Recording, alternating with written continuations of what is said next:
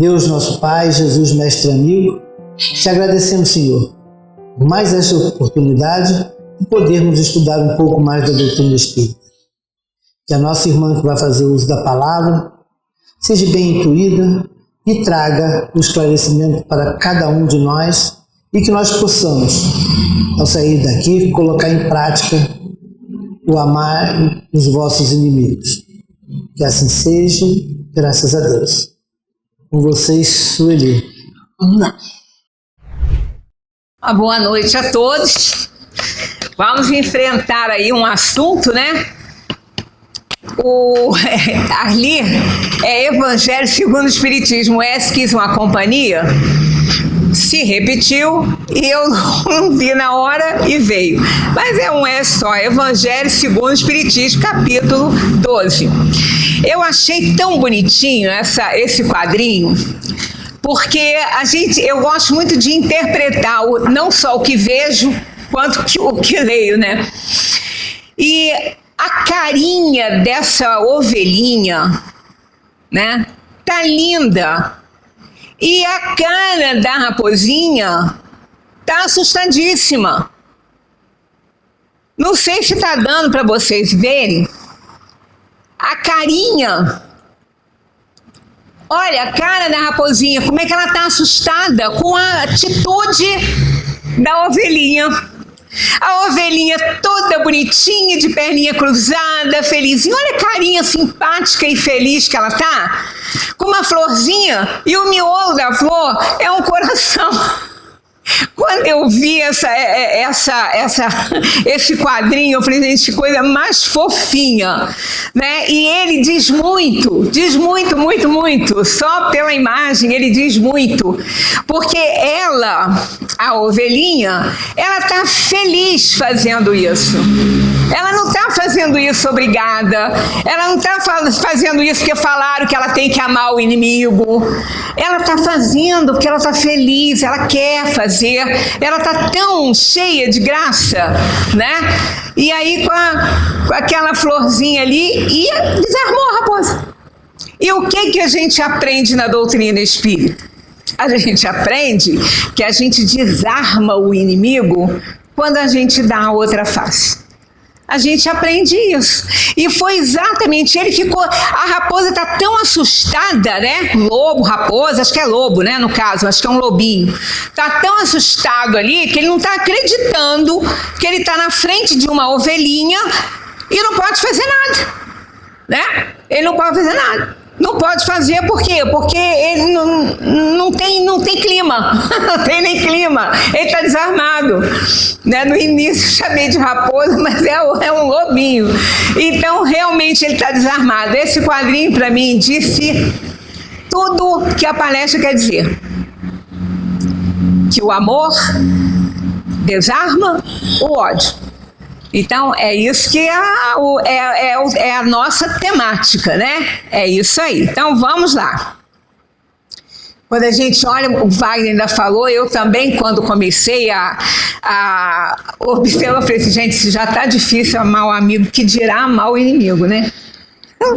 Mas, vocês vão ver que quando a gente ama o inimigo, não é a ele que a gente está amando, é a si mesmo. Vocês vão ver aqui.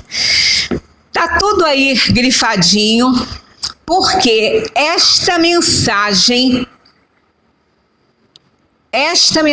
ela contém a língua portuguesa foi usada, tão bem usada aqui, né? Ela foi uma excelente tradução, mas não inventaram. Porque ela é uma tradução bem assim, fiel ao que está escrito em hebraico mesmo. Tendes ouvido o que foi dito: amarás ao teu próximo e aborrecerás ao teu inimigo. Tá dando um barulhinho. Amarás o teu próximo e aborrecerás ao teu inimigo. Olha, primeiro, a gente já começa aqui. Tendes ouvido o que foi dito. Quem disse?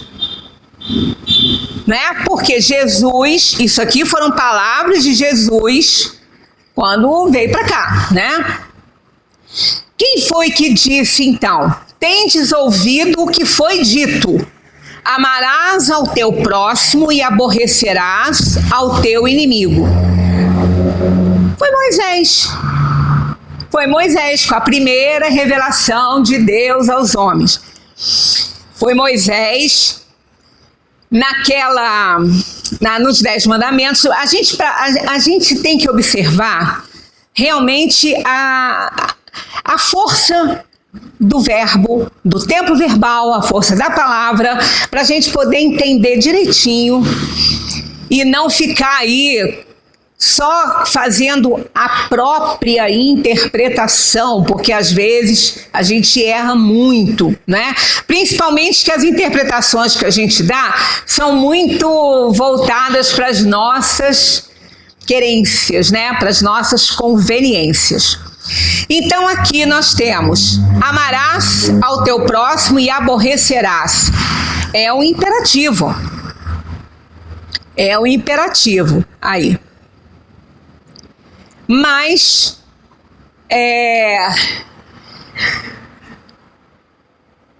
os 10 mandamentos, eles também estão no imperativo. Mas aqui eu tô doida. Aqui é um futuro é o futuro. Nos 10 mandamentos vem no imperativo negativo. Não cobiçarás, não adulterarás. Então é um imperativo negativo. Por quê? Porque tem muita força o imperativo. O imperativo é a ordem. A gente, quando usa o imperativo, a gente está usando para dar ordem. E aquela que a gente quer que seja cumprida mesmo. Então aqui nós temos o futuro: amarás, eu amarei, tu amarás o teu próximo e tu aborrecerás também o teu próximo. Mas isso foi Moisés, foi lá para trás. A gente tem a ideia de que foi Moisés que criou aquelas leis que ele impôs à sociedade naquela época. Mas não foi, não. A pena de talião, ele só colocou no código dele, mas ele não inventou a pena de talião. A pena de talião é aquela: olho por olho, dente por dente. Jesus também falou, por causa da espada, né? Quem com ferro fere, com ferro será ferido. Isso é a pena de talião. Mas esse código aí, essa pena de talião, faz parte do código muito antigo da Babilônia. Foi o terceiro rei, um dos mais importantes, que criou, digamos, essa constituição aí, entre aspas, né? Esse código para ser seguido, um código de leis. Então a pena de talião, ela é 1770 e lá vai fumaça antes de Jesus. Esse código já foi instituído por Hammurabi foi rei da Babilônia, o mais importante de todos, porque ele tinha que coordenar aquilo. Foi como Moisés também usou essa lei para poder controlar o povo, para ver se o povo, né, parava de fazer o que estava fazendo, porque não gostava da carinha do outro, mandava cortar lá a cabeça do sujeito, né? Então, para dar um freiozinho. Mas não foi Moisés que instituiu a pena de talião, ele só copiou, né? Ele só copiou, mas ela já existia aí há muito tempo, né? Então, quando Jesus fala: tendes ouvido o que foi dito, porque foi dito por Moisés: amarás o teu próximo e aborrecerás teu inimigo. Aí Jesus fala: mas eu vos digo, porque Jesus trouxe a segunda revelação de Deus aos homens, tanto que ele resumiu os 10 mandamentos em 2: amarás a Deus sobre todas as coisas e ao próximo como a ti mesmo. Engraçado que a gente, quando lê isso, amarás o teu próximo, por que ele botou o próximo? Então o que está longe não é para amar, não? Seria a gente falaria assim, poxa, a gente adora achar que a gente faz melhor, né? Fazer melhor que Jesus, né? Nem sei o que é isso, né? Mas por que ele colocou próximo e não o pronome todos? Podia colocar o pronome todos, né? Amarás a todos, né? Mas ele botou ao próximo. É uma alegoria. É uma alegoria, porque amar quem está distante é muito fácil, mas amar quem está perto, amar quem está do teu lado ali, te aborrecendo, te azucrinando, fazendo o que você não gosta, né? Aí é mais difícil. Por isso que ele colocou amarás o teu próximo como a ti mesmo, no lugar de amar a todos, né? Amar a todos como a ti mesmo. Porque esse próximo aí é muito genérico também. Ele generaliza. Próximo, aquele que é igual a você, aquele que é seu companheiro, aquele que não está do seu lado, mas é um próximo, é um semelhante. Então aqui ele disse, mas eu vos digo. Agora olha o tempo verbal que Jesus usou para dizer o que não era mais para fazer. Amar e aborrecer o teu inimigo.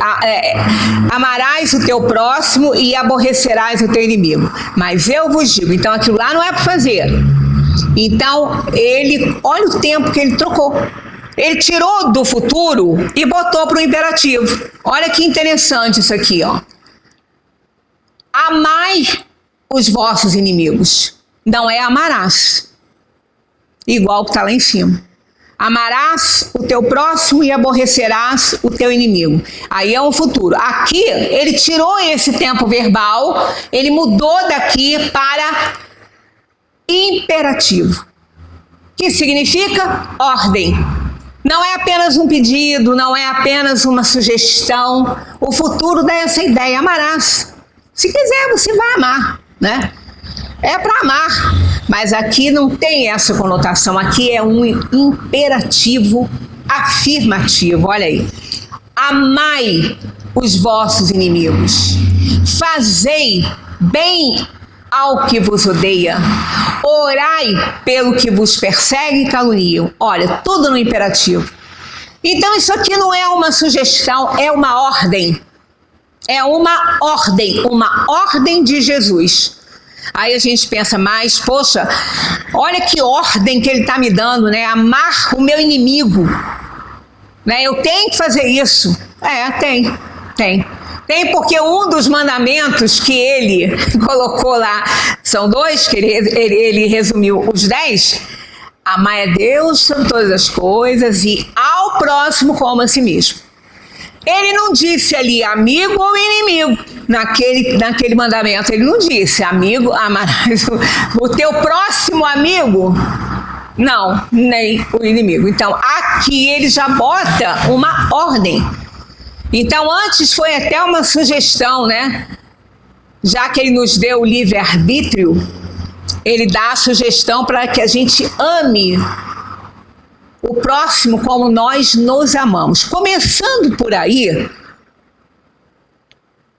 também um outro raciocínio, olha só, ele não disse amarás a Deus sobre todas as coisas, disse amarás a Deus sobre todas as coisas e ao próximo como a ti mesmo. Ele colocou esse complementozinho aí, da forma que você se ama. Aí a gente começa a questionar, eu me amo? Será que realmente eu me amo? Porque se eu não me amar, eu não posso amar o outro.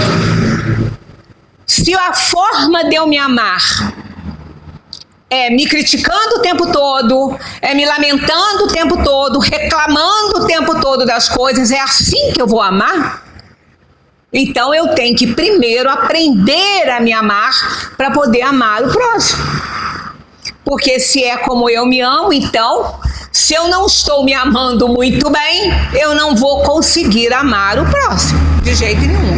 Então é interessante esses complementos, porque ele restringe, né? Ele limita a generalidade das situações. Então aqui a gente vê então que Jesus nos ordena, tá? É uma ordem. E para que isso? Para que ele está dando essa ordem? De amar o inimigo, fazer bem a ele e orar por ele. Aqui. Para serdes filhos de vosso Pai. O que ele quis dizer com isso? Amando ou não amando, eu sou filha de Deus. Eu sou criatura e ele é criador. Só que essa afirmativa aqui de Jesus, para serdes filhos de vosso Pai, não é de Deus, é para que a gente se sinta dessa maneira. Por quê? Porque nós temos a essência do bem e do mal, não. Nós temos a essência do bem porque Deus criou os espíritos simples e ignorantes à sua imagem e semelhança. E isso não é na parte física. Então, quando ele nos criou à sua imagem e semelhança, é nesse poder de amar, nesse poder de criar, incondicionalmente, ilimitadamente. Então, a gente sabe que tem essa semente do amor, a gente sabe que tem. A gente só pode não estar adubando, fertilizando, arando, né, aguando. A gente pode não estar fazendo isso, mas a gente sabe que essa semente está ali. Então, quando a gente faz algo que contraria a lei de Deus, a gente não se sente filho dele, a gente tem vergonha. A gente tem vergonha de se chamar filho de Deus. A gente pensa assim, meu Deus, o que eu estou fazendo, né? Não posso ser teu filho fazendo uma coisa dessa. Então, quando Jesus falou isso aqui, para serdes filhos de vosso Pai, para que a gente se sinta filhos do Pai. Porque nos momentos que a gente faz muita coisa errada, a gente não se sente assim, né? Do Pai que está nos céus, sempre no plural, reparem, sempre no plural, a palavra céu, quando ela aparece, ela está sempre no plural. O qual, olha só, faz nascer o seu sol sobre bons e maus e vir chuva sobre justos e injustos. Reparem que aqui ele usou um pronome possessivo. Jesus usou um pronome possessivo para sol, mas para chuva ele não botou. Tá vendo?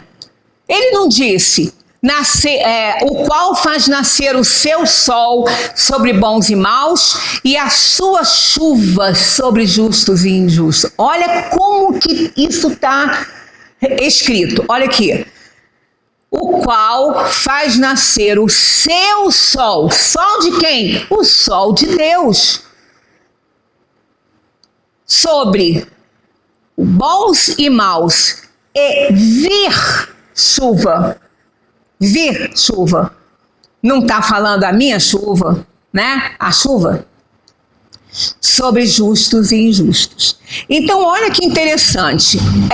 Jesus falava por alegoria. Por quê? Por que ele não falava claramente as coisas? Por que ele complicava tanto? Porque cada um entende de um jeito, né? A alegoria, a metáfora, cada um vê de uma forma, mas esse era o objetivo de Jesus. Mesmo vendo de uma forma equivocada, conseguia ver alguma coisa. E se ele falasse num tom mais elevado, os simples e ignorantes de determinados conhecimentos não entenderiam nada do que ele falou. E o objetivo era ser entendido. E na metáfora, na alegoria, na simbologia, ele conseguia que todo aquele que lesse entendesse. Ele conseguia que todos entendessem o que ele estava falando, né? Da maneira que ele falava com a alegoria. Claro que quanto mais a gente vai melhorando e adquirindo conhecimentos, mais a gente vai interpretando melhor. O que é sol? Quando a gente fala assim, você é o sol da minha vida, é uma metáfora. Por que a pessoa fala isso? O que a pessoa quer dizer quando está falando que o outro é o sol da vida dela? Ele é o quê? Ele é a luz, ele é o calor, ele é o brilho, ele é tudo de bom, né? Sem o sol não ia nem ter vida na Terra, porque a gente ia morrer congelado. Então, o sol, ele significa isso. É a simbologia da luz, do amor, do calor, né? De tudo que é bom, do brilho, né? Então, o qual faz nascer o seu sol, quer dizer, a sua luz, o seu brilho, o seu calor, sobre os bons e maus. Ele também nunca ele separou ninguém para não ser socorrido e não ser chamado de filho de Deus. Os maus, os bons, os justos, os injustos, todos são filhos de Deus. Aí está lá, e vir chuva sobre justos e injustos. O que representa a chuva? A chuva é o contrário do sol, né?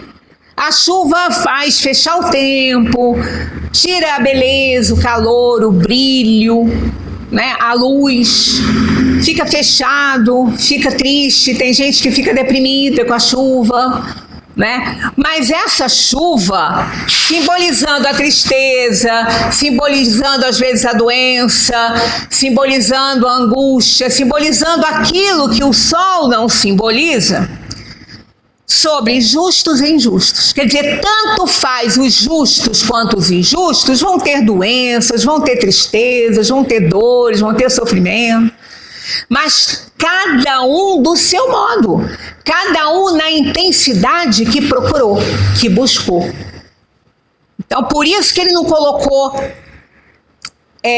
o seu sol e a sua chuva, porque essa chuva não é de Deus, o sol é. O brilho, a alegria, o bem, o amor é. Mas a chuva, representando as coisas ruins, são criadas pelo próprio homem, então não é de Deus. Na simbologia, ninguém está falando que a chuva não é de Deus, a chuva caindo água do céu, isso é outra história. É apenas o simbolismo, a metáfora que ele está usando, que é o contrário do sol.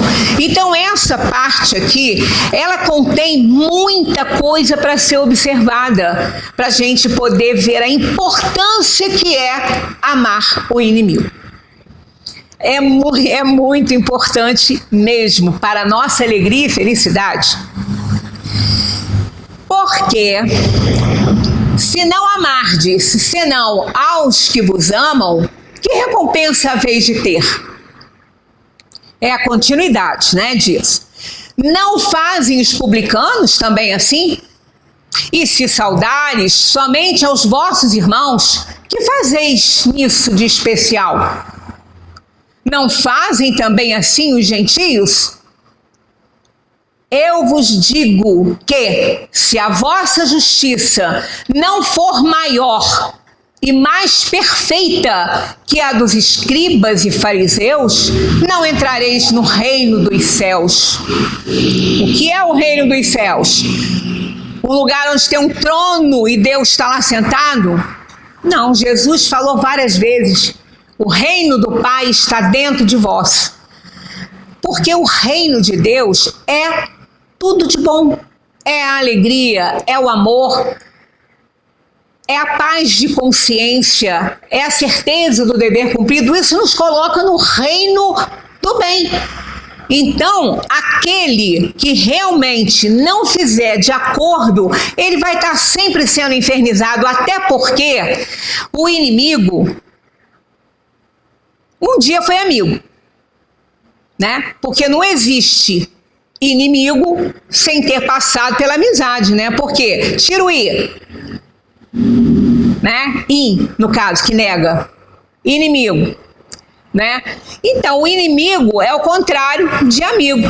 Para que uma pessoa seja inimiga, ela tem antes que ter sido amiga. Senão não vai chegar ao patamar de ser inimigo, né? Porque ela pode ser mau caráter, inimigo. Inimigo é aquele que já foi amigo. Então já tem aí um problema sério. O amigo sabe de muita coisa da gente. Sabe das nossas fraquezas. E olha que inimigo morto entre aspas, que já não tem mais o corpo, que está na dimensão espiritual, livre, leve, solto, dentro da nossa casa, infernizando a nossa vida. Tá, e vai ficar. Por quê? Porque tem uma ligação de sintonia muito forte.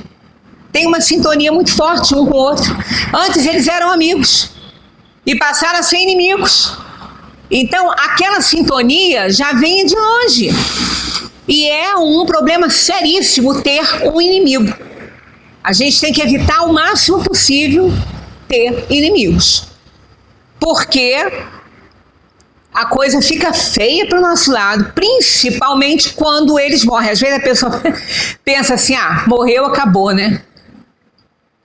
Aí que começa. Porque você pode evitar o inimigo de entrar na sua casa quando ele está encarnado. Mas evitar que ele entre na sua casa se ele estiver desencarnado, só se você não sintonizar com ele. Aí que é a nossa dificuldade, né? Porque se a gente tem os problemas que a gente tem de inferioridade, é porque a gente sintoniza com o inferior. Senão também não seria dessa maneira, porque a alma, ela se liga por vibração, por padrão vibratório. Se ele for superior, uma alma de padrão vibratório inferior não vai te alcançar. Mas aquela que tem um padrão igual ao teu vai. E o inimigo tem. Quase sempre ele tem o nosso padrão vibratório. Senão nem seria inimigo nem amigo, né? 2. E se vos amais somente os que vos amam, que merecimento é o que vós tereis? Pois os pecadores também amam os que amam. E se fizerdes bem aos que vos fazem bem, que merecimento é o que vós tereis? Porque isto mesmo fazem também os pecadores. O pior do homem, o homem mais vil da terra, ele ama alguém. Ele sabe amar. Ele tem a essência do amor. Foi dado por Deus, quando criou simples e ignorantes, sua imagem e semelhança. Então ele conhece isso. E se emprestardes somente àqueles de quem esperais receber, que merecimento é o que vós tereis? Porque também os pecadores emprestam uns aos outros, para que se lhes faça outro tanto. Então, o que importa e o importante é mostrar o outro lado, é dar a outra face. Para ficar apanhando? Claro que não. Mostrar uma outra forma de agir, mostrar o outro lado da atitude que aquela pessoa está tendo. Porque aí a gente consegue neutralizar aquele mal, aquele sentimento ruim que aquela pessoa tem por nós. Porque isso freia a pessoa, porque ela não consegue entrar na sintonia. Ela não consegue. Então, ela não vai nos fazer mal. Por isso que a gente, quando fala assim, ninguém nos faz mal, realmente não é não. A pessoa pode fazer o que ela quiser. Ela pode tomar a pior atitude contra nós. Ela só vai nos fazer alguma coisa se a gente der poder a ela. E o poder que a gente dá é entrando na sintonia dela. Aí ela consegue tudo e mais um pouco, né? Amai, pois, os vossos inimigos. Fazei o bem. Emprestai sem nada esperar, e tereis muito aviltada recompensa, e sereis filhos do Altíssimo, que faz bem aos mesmos que lhes são ingratos e maus. Sede, pois, misericordiosos, como também vosso Pai é misericordioso. Isso está tudo lá em Mateus, né? Nesse mesmo versículo aí. Lucas. Estou trocando todas as bolas hoje. Lucas. Mateus foi aquele que mais se aproximou também assim do pensamento do mestre. Inclusive, dizem que o Sermão da Montanha ele não foi feito da maneira como é colocado, né, na Bíblia tradicional. Ele foi escrito por Mateus, por todas as lições, porque o Sermão da Montanha, ele resume todas as lições do Mestre. Tanto que se tudo se perdesse, só ficasse o Sermão da Montanha, nós teríamos toda a fórmula da felicidade plena ali. Então, o Sermão da Montanha é a compilação de todas as lições e todos os ensinamentos de Jesus. Então, falam que Jesus não fez aquele sermão daquela maneira, longo daquele jeito, né? Para aquele mundaréu de gente, que como é assim que nos ensinam, né? Mas que Lucas, que foi aquele que escreveu todas as lições do Mestre, Mateus, ele foi próximo, bem próximo mesmo de como Jesus falava, né? Ele escrevia muito bem. Se o amor ao próximo é o princípio da caridade, amar aos inimigos é a sua aplicação sublime. Porque essa virtude constitui uma das maiores vitórias conquistadas sobre o egoísmo e o orgulho. Aí a gente fala, mas meu Deus, como que eu vou amar inimigo? Ele quer minha desgraça, ele quer ver minha caveira, ele puxa meu tapete, como que eu vou conseguir amar uma criatura dessa? Se tá difícil amar o amigo, imagina amar o inimigo. E é verdade, né? Verdade. Mas vamos ver, pela doutrina espírita, vocês vão ver que não é difícil. A gente consegue amar o inimigo. Até porque, gente, amar não é gostar. A gente vai ver isso aqui, olha lá. Amar os inimigos não é ter pelo inimigo a mesma ternura que se tem por um irmão ou por um amigo. Começando bem, tá vendo? Já começou a melhorar a situação pro nosso lado. Já tá ficando mais fácil. A ternura pressupõe confiança. E não se pode ter confiança naquele que sabe que nos quer mal. A gente sabe que ele nos quer mal. Como que a gente vai ter confiança nessa pessoa? Tá vendo? Então, amar o inimigo, tá aqui, ó. Não é ter a mesma ternura que se tem por um irmão ou por um amigo. Não se pode ter confiança naquele que se sabe que nos quer mal. Não se pode ter para com ele as efusões da amizade, desde que se sabe que é capaz de abusar delas. Resumindo, você não precisa gostar do seu inimigo.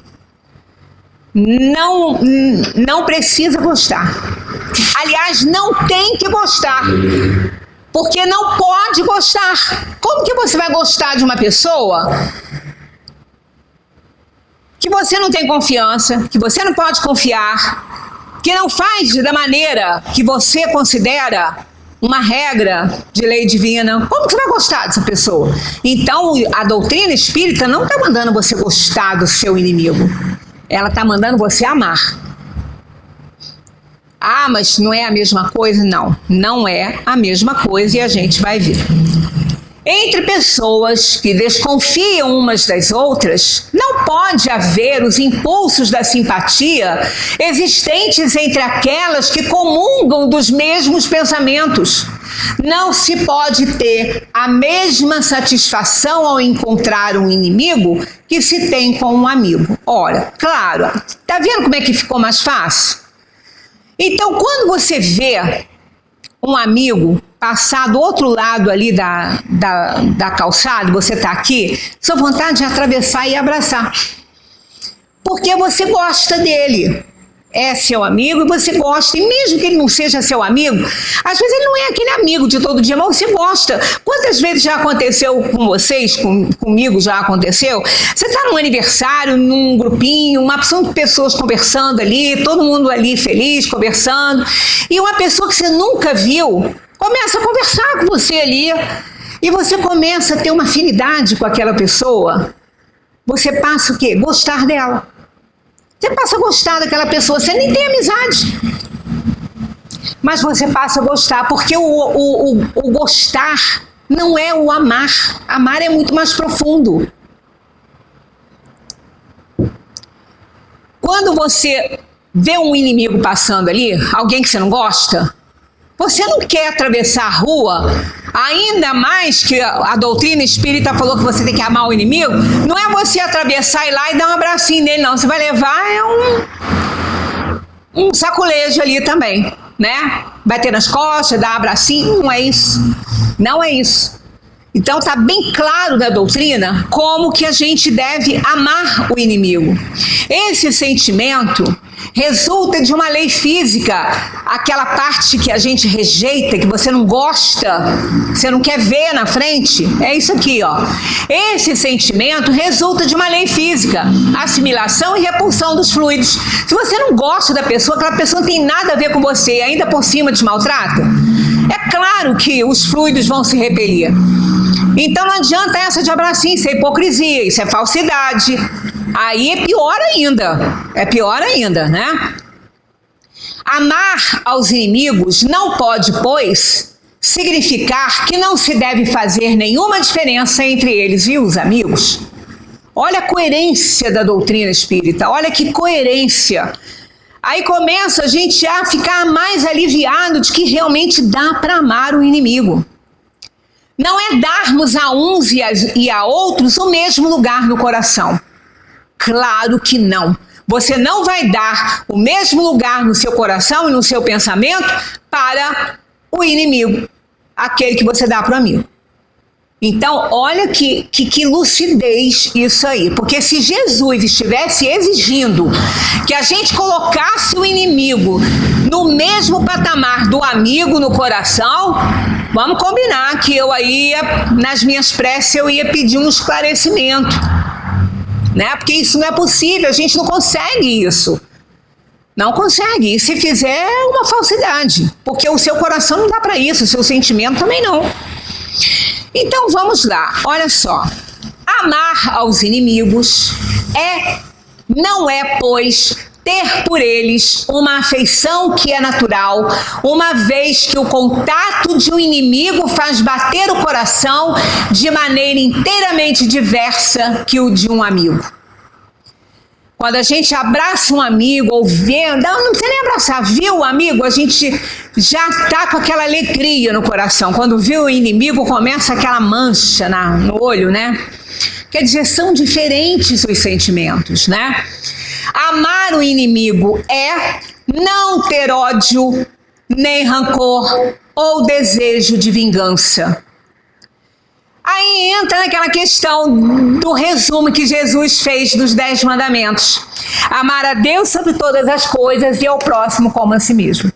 Então aqui vai entrar aquela atitude cristã de não querer mal para o outro. Ora, por mais que a gente não goste de alguém, ou que seja um inimigo nosso, pelo que a gente sabe, pelo que a gente já entendeu da doutrina espírita, e quem está na outra religião também aprendeu isso, né? Que a gente não deve querer mal para ninguém.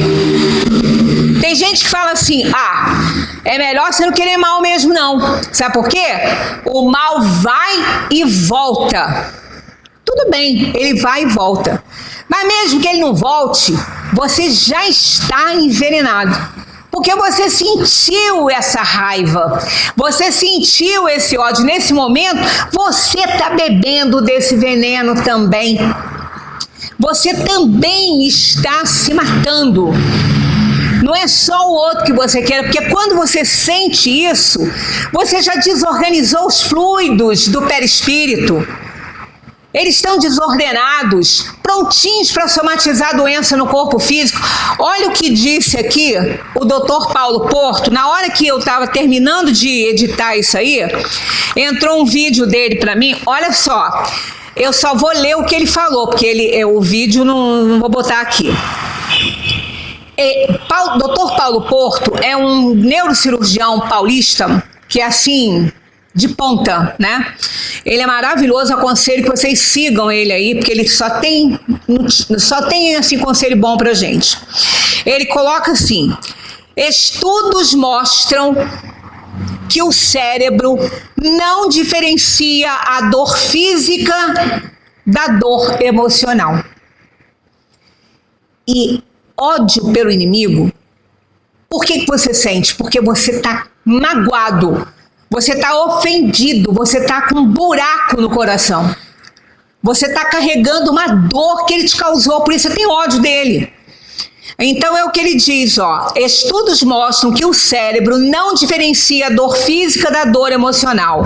A mágoa pode inflamar seu cérebro e te aproximar de doenças crônicas e autoimunes. Olha aí. Então, quando a gente deseja o mal para o outro, não precisa nem que o outro mande de volta tudo de ruim que você mandou para ele, não. Porque você já está contaminado, você já está desorganizado só por sentir aquilo. Então você já está mal, só por desejar o mal para o outro. Então não vale a pena desejar mal para o outro, porque você está desejando mal para você mesmo, né? Perdoá-los sem segunda intenção e incondicionalmente. Olha só, não foi perdoá-los apenas, não. Tem coisa atrás, ó. Perdoá-los sem segunda intenção e incondicionalmente pelo mal que nos fizeram. Não opor nenhum obstáculo à reconciliação. Olha só. Ah, mas aí já começou a complicar. Perdoar já não dá. Eu posso não querer mal para ele, eu posso não desejar nada de mal, não querer nem me vingar, mas perdoar? É, amigo, perdoar. Perdoar, porque se você não perdoar, você está dando poder àquele que você considera seu inimigo de continuar te ofendendo, te magoando. Porque você não consegue tirar de você isso. E o perdão é tirar isso aí de você. Deixa que ele resolve lá com o problema que ele fez. A consciência dele vai cobrar dele depois. Mas pelo menos você vai tirar de você a possibilidade de você somatizar doenças. Porque mágoa, segundo o Dr. Paulo Pô, está provado cientificamente que ela gera doença no corpo físico. Então, perdoar, você não está perdoando o seu inimigo, não. Você está perdoando é você mesmo. Você está te perdoando, você está tirando de você essa mágoa, Tem até uma historinha de uma professora que era classe primária, né? Criança briga muito e eu odeio vocês, xinga a mãe, não sei o quê. Então ela falou assim, ó, amanhã todo mundo vai trazer uma sacola com batatas dentro. Uma sacola com batatas, todo mundo. Só vai entrar na sala de aula quem trouxer uma sacola com batatas. Todo mundo foi lá levando a sacola com batatas. Ela falou assim, agora, para todo lugar que vocês forem, vocês vão carregar essa sacola de batatas. Para todo lugar que vocês forem. Vocês forem na casa de um coleguinha, carrega a sacola de batata. É um trabalho. Vai ganhar nota quem fizer isso bem bonitinho. Se for brincar na rua, vai levar a sacola de batata junto. Vai visitar o parente, vai levar a sacola de batata. Vem para a escola, vai trazer a sacola de batata todo dia. Passado um tempinho, ninguém aguentava o odor fétido da sala de aula com aquelas batatas podres. Porque a batata começou a apodrecer. Ficou um cheiro horroroso. E os alunos falaram, professora, pelo amor de Deus, a gente não aguenta mais esse cheiro, esse nojo dessa batata podre. Ela falou, pois é. Quando você se sente magoado pelo seu amiguinho, é uma batata podre que está aí dentro de você. Você não está vendo que ela está cheirando mal, mas o seu corpo está sentindo que ela está apodrecendo e vai te adoecer. Então, a gente não pode carregar a mágoa de ninguém, porque é igual carregar a batata podre. Então, é uma alegoria que é bem verdadeira, essa questão de carregar a batata podre. Não opor nenhum obstáculo à reconciliação. porque isso vai aumentar o ódio do outro. E se a gente está opondo obstáculo, você está impedindo essa mágoa de se desfazer também no outro. Porque quando você perdoa o seu inimigo, ele não precisa nem saber que você está perdoando, você não precisa ir lá para falar para ele, pedir perdão a ele, ou nada disso. Você vai tirar de você. Você está perdoando a você mesmo, tirando essa pedra, essa batata podre aí de cima, né? Que está te fazendo muito mal. E opor-se a uma reconciliação é adubar e fertilizar a situação que causou a inimizade. Vai persistir muito essa questão. Mas o fato de você não se opor à reconciliação não quer dizer que você tenha que ficar conversando, sendo amigo. Você não tem que gostar dele. Você só tem que falar, tá perdoado, amigo, tá bom, vamos esquecer disso aí. Não precisa andar com ele, não precisa passear com ele, não precisa ir ao cinema com ele. Você não precisa convidar ele para as suas festas, só aceita a reconciliação, cumprimenta, dê bom dia, boa tarde, tá? Só não é aquela questão, não vai ter por ele o mesmo que você tem por um amigo. É desejar-lhes o bem em vez do mal. É alegrar-se com o lugar de aborrecer-se com o bem que os atinge. É estender-lhes a mão prestativa em caso de necessidade. É abster-nos por atos e palavras de tudo que possa prejudicá-lo. É pagar-lhes o mal com o bem, sem a intenção de humilhá-los. Todo aquele que assim fizer, cumpre as condições do mandamento, amai os vossos inimigos. Isso aqui é o segundo mandamento. Primeiro é amar a Deus sobre todas as coisas e o outro é o próximo como a si mesmo. Você não precisa gostar da pessoa para você não querer a desgraça dela. Não querer que ela seja alvo de ódio teu. Então não tenha isso. Não goste dela. Mas também não precisa odiar a ponto, né, de carregar aí uma mágoa pro resto da sua vida.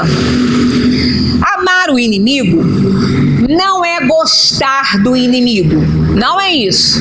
A gente já está vendo aí por todos os itens que não é gostar. Gostar e amar não são a mesma coisa. Isso aqui está no dicionário, tá? Se vocês forem procurar, vocês vão achar isso. Gostar e amar não são a mesma coisa. O gosto está relacionado à afinidade e prazer. Quando você gosta de uma pessoa, você tem afinidade com ela, você tem prazer de estar perto dela, ela te faz bem estar perto dela, mesmo que não seja nem seu amigo, mas você dá prazer ficar perto da pessoa. A pessoa tem afinidade com você. O amor implica um compromisso mais profundo, entrega, cuidado e aceitação do outro de forma integral. Você aceita o que o outro faz, mas não concorda. Você não é amigo dele, você não gosta dele, mas você aceita o que ele faz, porque isso é um problema dele. Você não é obrigado a ficar na linha de tiro dele. Você não é obrigado a abraçá-lo. Porque gostar está relacionado a essa questão da afinidade e do prazer de estar perto. Então não é a mesma coisa. Agora, o amar é aquela questão moral, é ser cristão, é sentir aquele amor que Jesus nos ensina, que na medida das nossas possibilidades nós temos que ter, significa respeito, respeita o outro. Você não gosta dele, mas você não precisa respeitar. Então é nesse sentido. Aí fica muito mais fácil a gente amar o nosso inimigo dessa maneira. Gostar é mais sobre afinidades comuns e o presente.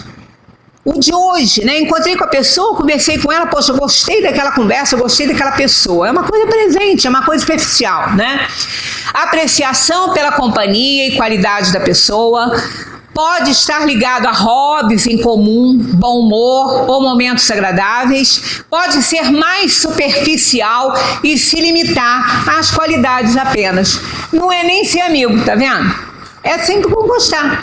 E isso você não sente pelo amigo, pelo inimigo, e ninguém quer que sinta. Não é isso que Jesus está pedindo. Amar é um sentimento mais profundo, duradouro e envolve ações. Porque mesmo que você considere ele seu inimigo, se ele cair na rua, na sua frente, é cristão que você vá lá e ajude. Que você olhe, porque você faz isso por qualquer pessoa. Nessa hora, esquece que é inimigo. Vai lá, faz alguma coisa, ajuda. Né? Porque é cristão. Esse amor aí é o amor de cristão. Não é aquele amor que a gente sente pelo amigo, para a pessoa realmente que você admira. Inclui a aceitação dos defeitos e imperfeições do outro, não apenas das qualidades. É entender que todos têm qualidades. Não tem ninguém que seja perfeito nesse mundo. Ele tem os defeitos dele e um desses defeitos causou a inimizade. Só que ele tem qualidades também. E se perguntar ao amigo dele se gosta dele, ele vai falar que gosta, que é amigo. Então ele tem qualidades. Aí você se coloca naquela posição de que você também não é perfeito. E você também erra. Você também faz o que muita gente não gosta.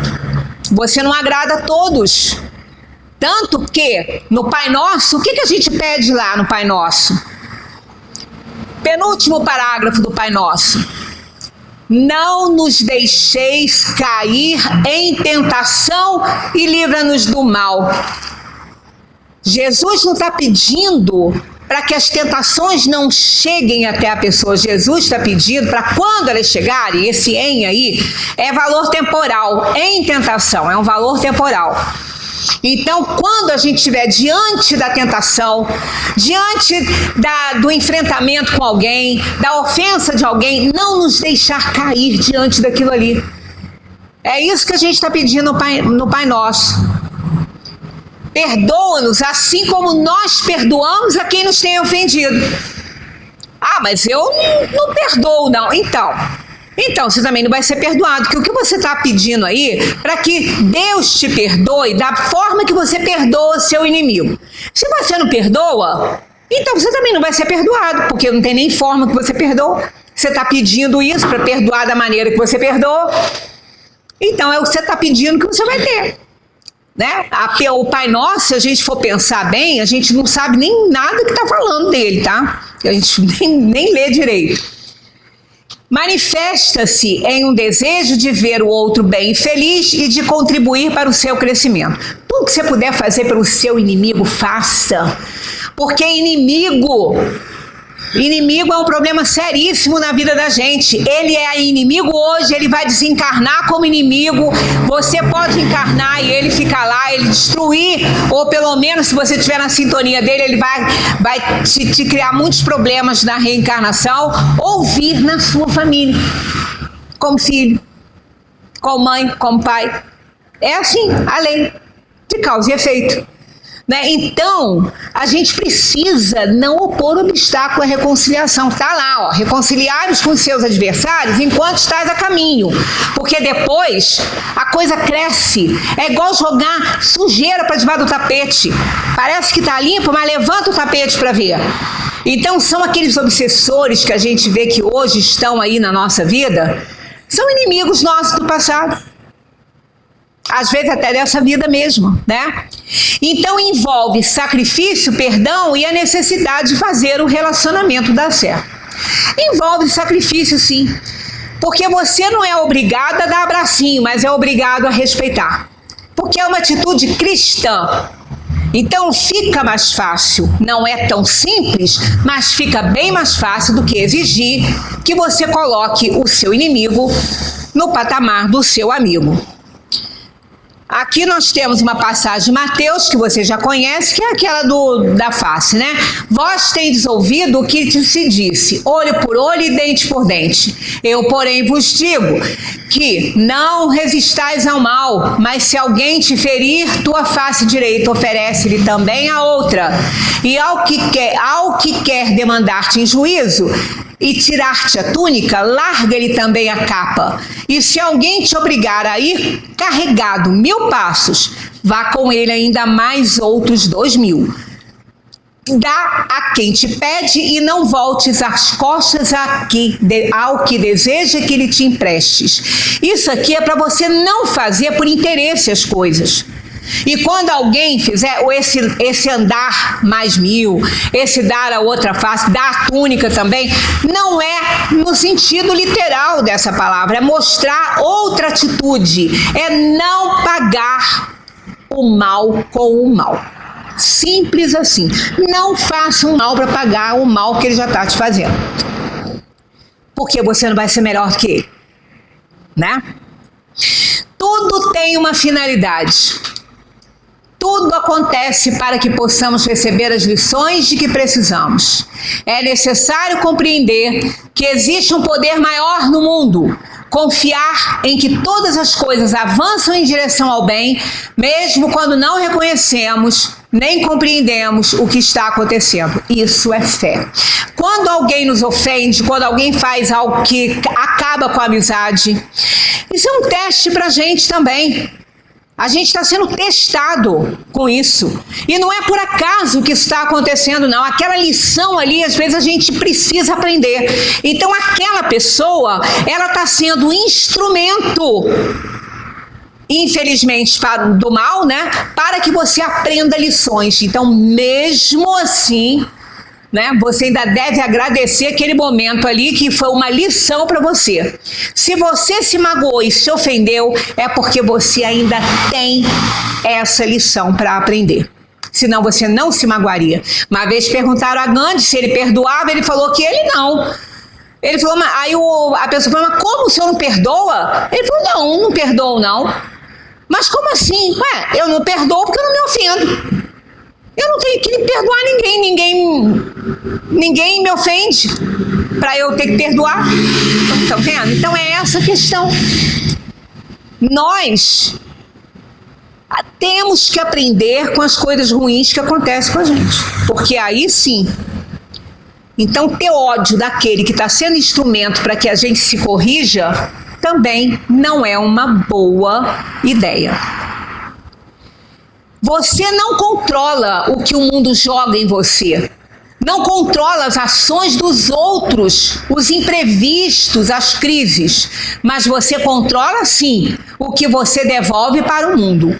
Suas reações, seus pensamentos, suas emoções. Você pode sentir raiva, ódio, vontade de matar, só não pode matar. E a raiva e o ódio não pode jogar também em cima, faz terra. Digere e faz terra. Somos espíritos inferiores, somos capazes de sentir tudo isso. O que a gente não pode fazer é jogar isso em cima da pessoa, porque vai criar um problema sério. Epicteto, grande estoico, né? Disse, não são as coisas que nos perturbam, mas o julgamento que fazemos delas. Então não é o que o outro está fazendo que está sendo mal para a gente, não. É aquilo que a gente está julgando ser ruim para nós. E por que a gente está achando que é ruim? Porque a gente não aprendeu essa lição ainda. Porque se a gente tivesse aprendido, aquilo não ia nos tocar, não ia nem nos esbarrar. A verdadeira liberdade não está em nunca sentir raiva, mas em não ser dominado por ela. Ela mora exatamente nesse espaço entre o impulso de fazer algo impensado e a sua resposta consciente. Naquele momentozinho ali que a gente reage, por isso que não pode reagir. Tem que respirar, levar fluido cósmico para o cérebro. Quando a gente respira, a gente leva fluido cósmico para o cérebro, oxigena todo o sangue, aí a gente acalma, pressão baixa, a gente pode agir e não reagir. Se não, é nesse intervalinho aí que a gente faz a bobagem que não tem que fazer. Aí, novamente, Epicteto está aqui. Se alguém tenta te ferir, é o seu próprio julgamento que cria a ferida. Você não é obrigado a aceitar o veneno que te oferecem. Lembra que a gente falou desde o início? Quando você deseja o mal, você está bebendo do mesmo veneno que você está querendo que o outro beba. Aqui é de Marco Aurélio, que é outro estoico, que ele nos ensina a gente não duelar, né? Isso aqui foi até uma página da minha palestra de texto sobre duelo. Não se envolva em disputas inúteis, sua paz vale ouro. Marco Aurélio, o imperador e filósofo, aconselhava: evite disputas fúteis. Tem até uma frasezinha: melhor ser feliz do que ter razão, né? Elas desviam sua alma do caminho certo, né? Do caminho. Gera desgaste emocional, mental, de tempo e muitas vezes de relacionamentos. A vitória em uma disputa inútil é uma ilusão, uma conquista vazia. Escolher o silêncio em vez do conflito inútil é um sinal claro de sabedoria, maturidade e autodomínio. O silêncio é a melhor resposta que a gente pode dar numa situação em que a gente não gosta. Não vai criar inimizade, não vai criar um problema para você, para agora e para as encarnações futuras. Então, silencia, que é a melhor coisa, é a melhor opção. Aqui, novamente, Mateus falando, ó, reconciliai-vos o mais depressa possível, ó, o mais depressa possível. Por quê? Porque a sujeira aumenta. Você vai jogando para debaixo do tapete, ela vai crescendo, né? Então, o mal cresce. Ele fica, é igual uma bola de neve.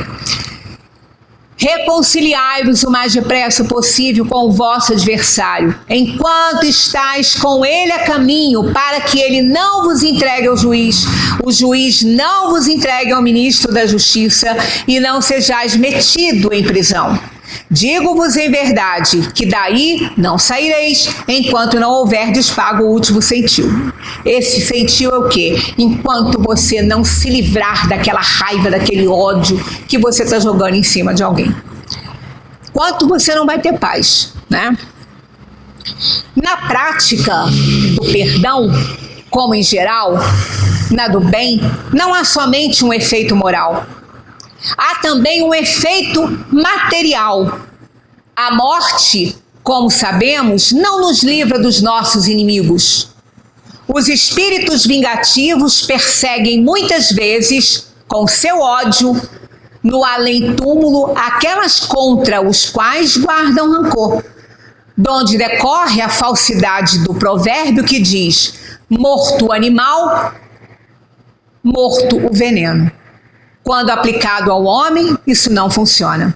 O espírito mau espera que o outro, a quem ele quer mal, esteja preso ao seu corpo e menos livre, para mais facilmente o atormentar, ferir nos seus interesses ou nas suas mais caras afeições. Está lá no Evangelho segundo o Espiritismo, capítulo 10, item 6. Então a gente arranja encrenca para as próximas encarnações. E isso é muito mal, é muito ruim. Porque uma encarnação que você tem, a bênção de reencarnar para você evoluir. Aí você tem muitos que já no ato da encarnação, o obsessor vem junto, aquele espírito vingativo vem junto. Ele vem porque ele está sintonizado, ele está numa simbiose com aquela alma. E ele vai carregar aquilo a encarnação toda. Por que foi permitido? Não, Deus não permitiu, Deus não impediu, porque a sintonia é entre um e outro. Você só consegue, uma pessoa que tem poder sobre você, ela tem porque você deu. Para ela parar de ter, você que tem que tirar o poder dela. E para tirar o poder dela é dar a outra face. Senão você não vai conseguir isso. Quando perdoamos, recuperamos o poder de viver e florescer, superando o incidente que nos ofendeu. Viver com a ferida faz de nós vítimas perpétuas. No perdão, libertamo-nos da mágoa. Então, o perdão é para nós, não é para o outro não, é para nós. Para a gente encerrar, refletir bem isso aqui, ó. Perdoar aos inimigos é pedir perdão para si próprio. Quando eu li isso pela primeira vez, eu não entendi. Eu falei, isso aí não tá bom, não. Não é possível, perdoar o inimigo, é pedir perdão para mim. Eu não fiz nada, eu tô querendo que ele me peça perdão. Então você tá pedindo perdão a você. Quando você perdoa o inimigo, você se liberta daquilo ali. Então você pede perdão a si mesma por ter guardado tanto tempo aquela batata podre no peito, por ter carregado por tanto tempo aquela ferida sangrando, sem necessidade nenhuma. Põe na cabeça que aquele que te ofendeu, ele tem defeitos e qualidades igualzinho a você.